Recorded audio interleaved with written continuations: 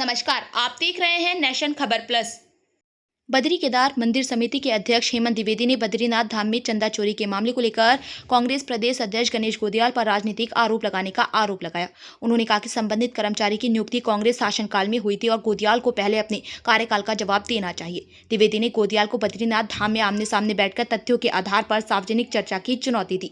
वहीं कांग्रेस प्रदेश अध्यक्ष गणेश गोदियाल ने चुनौती स्वीकार करते हुए कहा कि वे पहले से ही खुली चर्चा के पक्षधर हैं और बद्रीनाथ धाम में तथ्यों के साथ जनता के सामने सच्चाई रखने को तैयार हैं।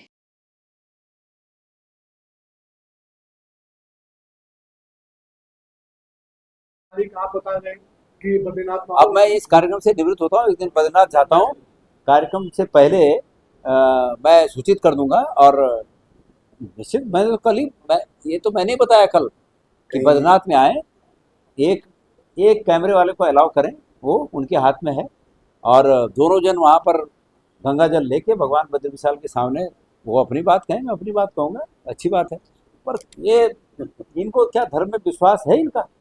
अगर ये जो भगवान की तिजोरी से चोरी करने की नियत रखने वाले लोग, हमारा ये मानना कि ये भगवान के सामने सच बोलेंगे, ये भी हम मतलब दिन में तारे देखने वाली स्थिति समझ रहे हैं। कुछ नहीं, फजूल की बातें हैं। इनका धर्म किसी न किसी प्रकार से पैसा अर्जित करना। मैंने जब इनका इतिहास खंगाला तो तराई बीज विकास निगम से जो अतीत में जो कुछ वहाँ हुआ और उसके बाद जो उस संस्था का ह्रास हुआ वो आप समझ सकते हैं। और आज वही पुनरावृत्ति बद्रीनाथ केदारनाथ मंदिर समिति में दोहराई जा रही है। ये अनफॉर्चुनेट है, दुर्भाग्यपूर्ण है और बाकी लोग सब समझते हैं।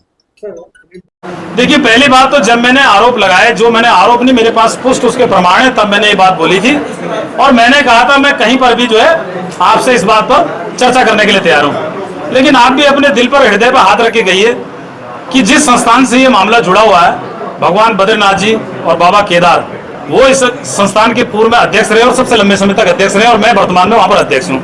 मैं समझता हूँ कि इसकी चर्चा उस ईश्वर के श्री चरणों के प्रांगण में हो, ईश्वर को साक्षी मान के, क्योंकि देखिए कानून से आप बच जाएंगे। मैं कह रहा हूं कि उन्होंने कहा कि मैंने जैसे ही उनसे कहा कि आपके खिलाफ ये मेरे पास पुख्ता प्रमाण है, तो उन्होंने तुरंत कहा, उन्होंने कहा 56 मिनट में मैं फेसबुक में आया, मैंने कहा मैं कल 6:30 बजे प्रेस क्लब में मिलूंगा।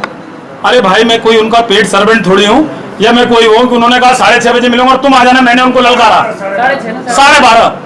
मैं आज भी अपनी बात पर कायम हूं। मैंने स्थान तय कर लिया है, उस बाबा का प्रांगण, भगवान केदार का प्रांगण और बाबा भगवान बद्रीनारायण श्री चरणों का जो स्थान है, उससे पवित्र स्थान कहीं नहीं हो सकता। मैं कहता हूं कानून से बच जाएगा आदमी कानून से बच जाएगा, आदमी किसी भी जांच से बच जाएगा, प्रशासनिक जांच से भी बच जाएगा, लेकिन उस भगवान के प्रांगण से कोई बचने वाला नहीं। अगर किसी ने भी अपराध किया होगा और किसी ने भी गलत काम किया होगा तो वहां पर साक्षी मान के मैं आने के लिए तैयार हूं।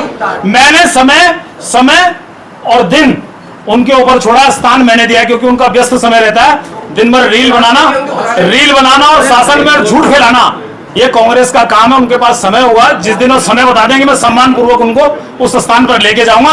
और मैं समझता हूं उससे पवित्र स्थान शायद जो सनातन को मानते हैं, भगवान को मानते हैं, ईश्वर को मानते हैं और उनके भी आराध्य देव है और मेरे भी आराध्य देव है, मैं उस प्रांगण में आने के लिए पूरी तरह से तैयार हूं। वो जिस दिन वो समय वो बताएंगे, स्थान मैंने तय कर दिया और उस स्थान पर आए, वहां पर सारी बातें दूध का दूध और पानी का पानी हो जाए।